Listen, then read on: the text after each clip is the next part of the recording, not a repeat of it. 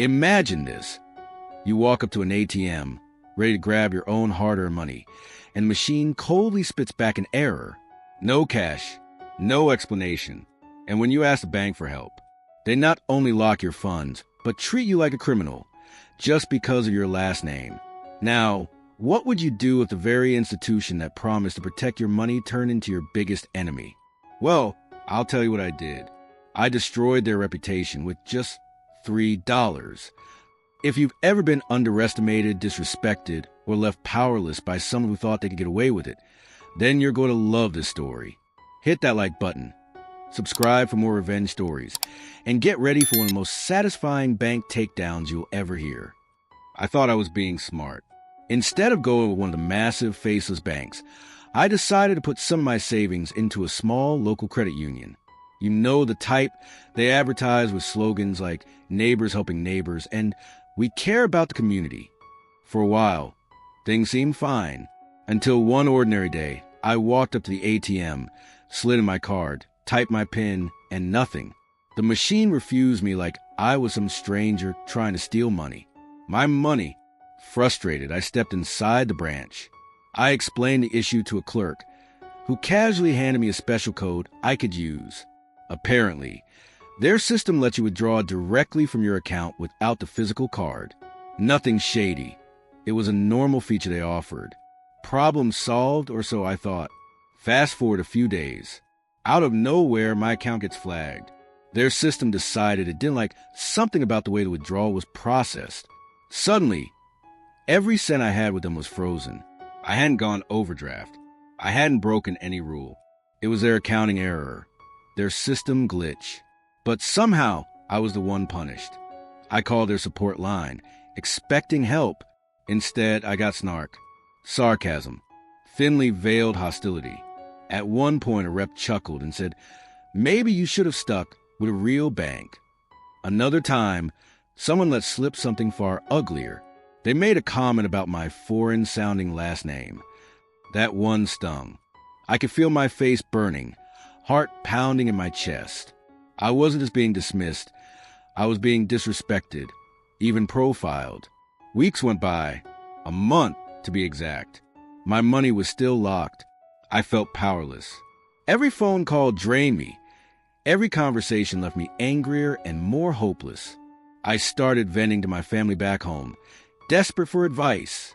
That's when my younger cousin, barely out of high school, casually dropped an idea. He said, "Why not fight fire with fire? Use one of those services, the ones that flood social media with complaints." At first, I laughed it off. Sounded ridiculous. But then he showed me. There's an actual Russian website where you can pay people a tiny amount, literally just a few rubles, to post whatever you want on social media. You could even pick the type of profiles, American-looking, European, you name it. Suddenly, my mind shifted from hopeless to focused. My brain started buzzing. Could this actually work? I sat at my desk late at night, the blue light from my laptop reflecting off my glasses. I typed out a few prompts. Complaints about locked funds, accusations of discrimination, frustrations with poor customer service. I wanted it to look organic, like hundreds of real customers were speaking out at once. I loaded up the site, $3. That's all it cost. With a single click, I unleashed a digital storm. Within hours, their official Facebook page, Twitter feed, Instagram, everything was swarmed. Hundreds of angry posts flooded their timelines. Comments piled up on every new picture they tried to post. This bank stole my money. They freeze accounts without warning. Worst customer service ever. I imagine the marketing team panicking, desperately trying to delete or respond. I picture the smug customer service rep scrolling through notifications, their cocky smirks slowly fading. I sat there refreshing the page, pulse quickening every time a new wave of comments appeared.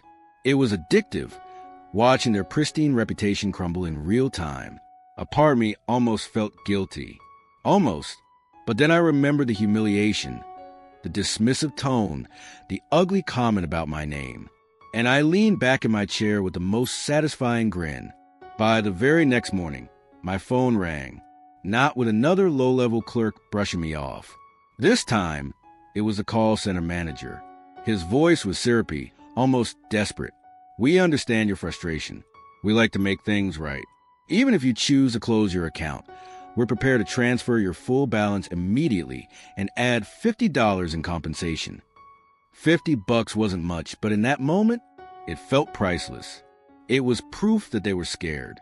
Proof that my $3 army of Russian bots had done what weeks of polite phone calls couldn't.